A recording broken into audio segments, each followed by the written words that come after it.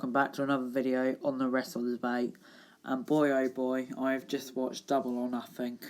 What a show and what a main event. Could that match even be better than the Money in the Bank ladder match? I haven't decided yet, but I know both were excellent and out of this world. The show started on the buy-in with the number one contender tag team title match between Best Friends and Private Party, where the winners will get a shot at Adam Page and Kenny Omega. The Best Friends actually picked up the win, to my surprise.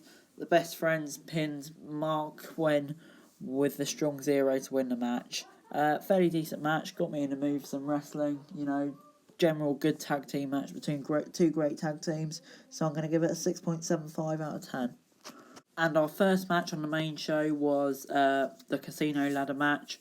Joey Janela replaced the injured Rey Fenix on the card, and Brian Cage actually won the match after debuting as the mystery entrant, who was the ninth man. Kane made his debut in the match, pressing Darby Allin and a ladder out of the ring into another ladder and climbing a third ladder to pull down an oversized plastic poker chip to win. Cage is now the number one contender for the AEW Championship.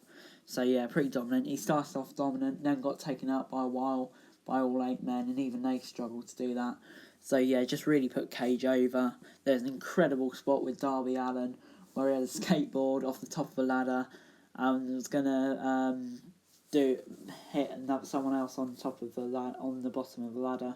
Can't remember who it was now, but luckily they got off, otherwise they would have quite literally died. Yeah, this was just brilliant. 7.5 out of 10. Then MJF beat Jungle Boy. I was actually surprised by how long this match went. I thought it would be over pretty quickly with MJF getting a dominant win. But fair play to Jungle Boy. He looks strong here. MJF eventually won with a modified European clutch. A good match, although I'd like to have seen MJF put over slightly more here. And I do think it went a couple of minutes too long. So I'm only going to restrict it to a 6.5 out of 10. Cody then took on Lance Archer in the TNT tournament final with, of course, Mike Tyson in attendance, and Cody got the win. Arn Anderson was ejected for cheating behind the referee's back, which also got Jake Roberts eliminated. Jake's returned with a snake, but Mike Tyson stepped in and threatened him away and took off his own shirt.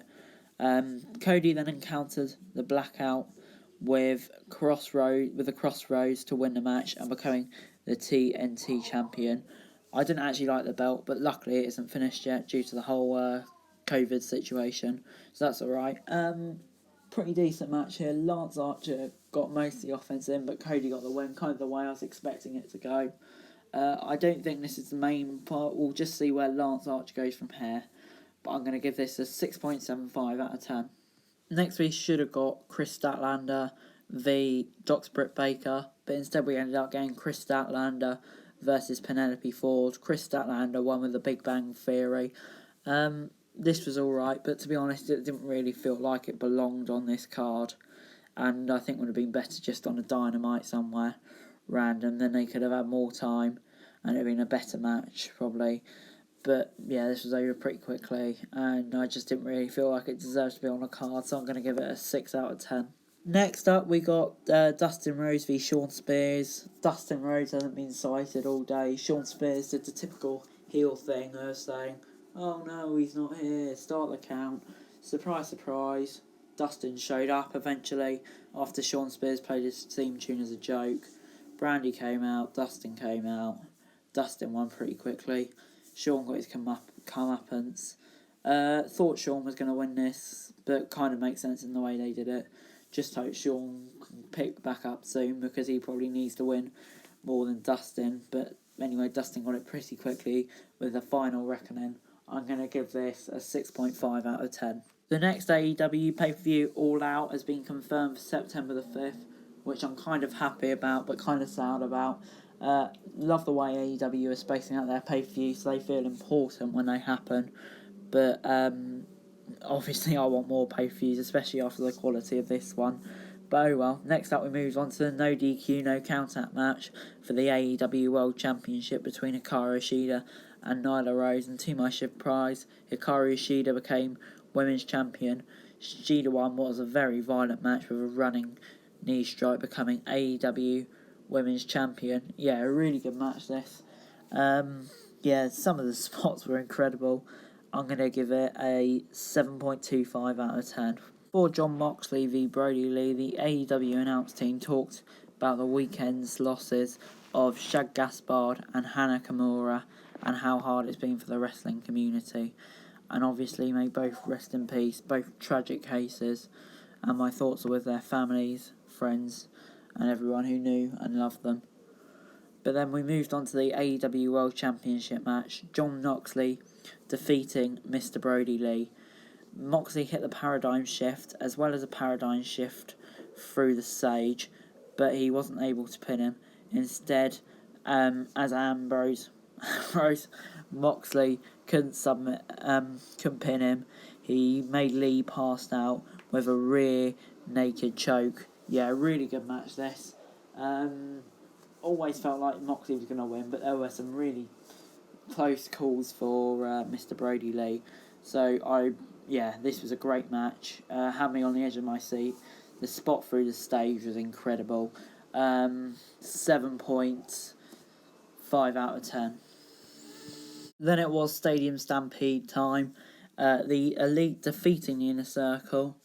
This match had it all really, including masked cheerleaders, a moonsault off a goalpost, Hangman Page entering and chasing Sammy Guevara away on a horse, multiple and underwater Matt Hardy gimmick changes, Chris Jericho hitting the Jacksonville Jaguars mascot with a Judas effects, a 100-yard rolling Northern Light suplex, a mid-match drink break, and so much more.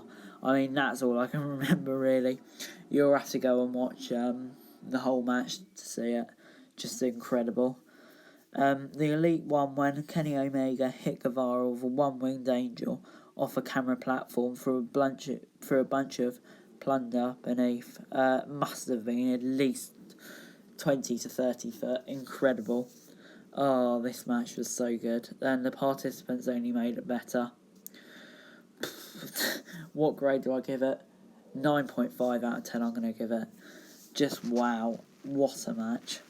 And overall, Double or Nothing is going to get an 8 out of 10. A brilliant show. Some brilliant matches including Moxley v Brody Lee. Obviously the Stadium Stampede match. The Casino Ladder match. And the Women's title match were all just excellent. The middle of the card kind of let it down a bit, which prevented it from getting a higher grade, but still a wonderful show. And I'm just counting down the days till all out.